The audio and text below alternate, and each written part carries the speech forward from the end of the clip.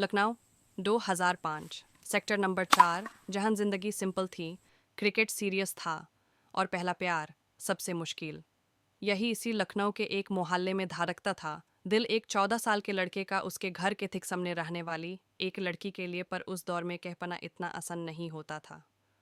अक्सर वो लड़का उस लड़की के निकलने का इंतजार करता रहता और अपने घर के किसी न किस झरोखे से उसे निहरता रहता। लड़की को भी इस बात का अंदेशा था, लेकिन वो जानबूझ के इससे चिढ़ने का शो ऑफ करती थी। पर मन ही मन उस भी ये सब अच्छा लगता था। लड़का अपने दोस्तों के साथ क्रिकेट खेलता था तो अक्सर बॉल उस लड़की के छत पर जती थी, क्योंकि उस लड़की का घर पक के कॉर्नर पर था और बॉल मांगने केवल यही लड़का जाता था। क्योंकि उस लड़की से प्यार की खबर उसके दोस्तों को भी थी, लड़की जब भी अपने घर की साफ सफाई करके कूदा बाहर गिराने के लिए, दरवाज़ा खोलती उसे पता होता कि कहीं ना कहीं से वो लड़का यूज़ देख ही रहा होगा। जब तक वो यूज़ नहीं देखती तब तो ठीक रहती, बट जैसे ही वो देखती कि वो देख रहा ही, या दरवाज़ा जानबूझ के इतनी ज़ोर से क्लोज़ करती कि आवाज़ दूर तक पता चले। लेकिन अंदर मन में मुस्कुराती थी। हर साल दिवाली में झालर लगाने के लिए लड़की उस लड़के को हेल्प के लिए बुलाती थी और वो लड़का भी खुशी खुशी जाता था हेल्प करने। लेकिन कुछ भी कहने से पहले उसका गाला सूखने सा लगता। बाकी इधर उशर की बटौन में दोनों में कोई भी हिचल नहीं थी। ऐसे दिन और महीने बीत रहे थे और वो दोनों बड़े हो रहे थे। कई बार उनके बीच बातचीत हफ्तों तक बैंड हो जाती।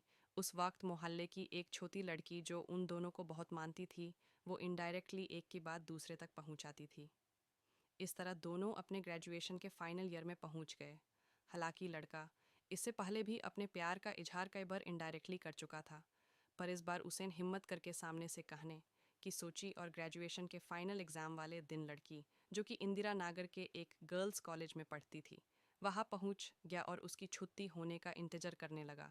लड़की अपनी कूटी से बाहर आई। लड़के ने हिचकिचाते हुए, डरते हुए उसे रोका और अपनी कविताओं के साथ, गुलाब के फूलों के साथ एक डायरी यूं से सौंपते हुए कहा कि उसे उसके जवाब का इंतजार रहेगा। पर लड़की शायद घबरा गई थी। उसने डायरी ले तो ली, बट थोड़ा आगे बढ़ के ही डायरी और फूल फेंक दिए। ये दृश्य लड़के को ठेस पहुंचाने वाला था। लड़की के चेहरे पर घबराहट और आंख में हल्के आंसू थे और वो वैसे ही घर को लौट गई। लड़का घर लौट गया और उसने थाना के अब वो और समय बर्बाद नहीं करेगा और आगे की जिंदगी में और मौके तलाशेगा। शायद उसे और कोई भी मिल जाए जो उसके प्यार को समझे। ग्रेजुएशन के बाद उसने एमबीए में एडमिशन ले लिया, जहाँ उसके क्लास में कई सारी लड़कियां थी जिनसे जल्द ही उसकी दोस्ती होगी। और वो छोटी लड़की जिसको अब लड़का ट्यूशन पढ़ाता था, लड़की कोई लड़के के बारे में बताती रहती। क्या ये दोनों एक दूसरे से मिल पाएंगे?